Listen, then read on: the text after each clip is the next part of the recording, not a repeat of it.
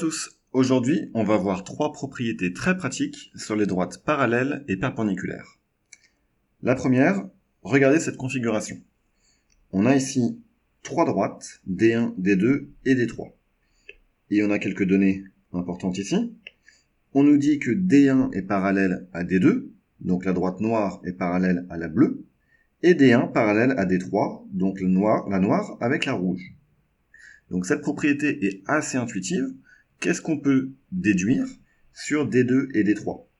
Comme elles sont toutes les deux parallèles à D1, ça signifie qu'elles sont parallèles entre elles.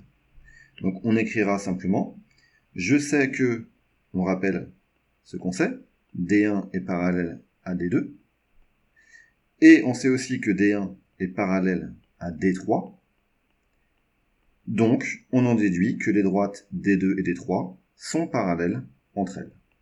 Donc D2 est parallèle à D3. Donc c'est une propriété assez intuitive, mais très pratique. La deuxième, observez ce schéma.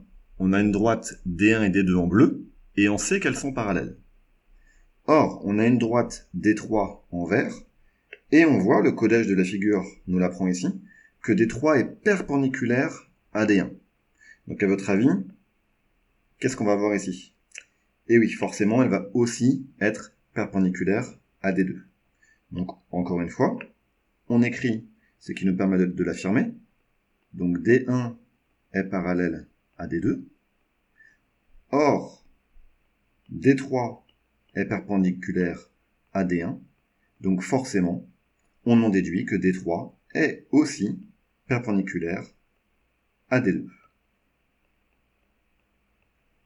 Et voilà. Alors vous pouvez noter avec les symboles mathématiques parallèles et perpendiculaires, généralement on fait des phrases en français quand on commence une phrase en français. Et enfin, troisième propriété, là cette fois-ci on ne sait rien sur le parallélisme des droites. Par contre, on voit avec le codage que D3, c'est une droite qui est perpendiculaire à D1 et qui est aussi perpendiculaire à D2. À votre avis, qu'est-ce qu'on va pouvoir déduire sur les droites D1 et D2 ? Oui, forcément, elles sont parallèles entre elles. Donc, on va dire que on sait que D3 est perpendiculaire à D1, mais D3 est aussi perpendiculaire à D2. Donc, on va pouvoir en déduire que D1 et D2 sont forcément parallèles. Et voilà donc pour ces trois propriétés sur les droites parallèles et perpendiculaires.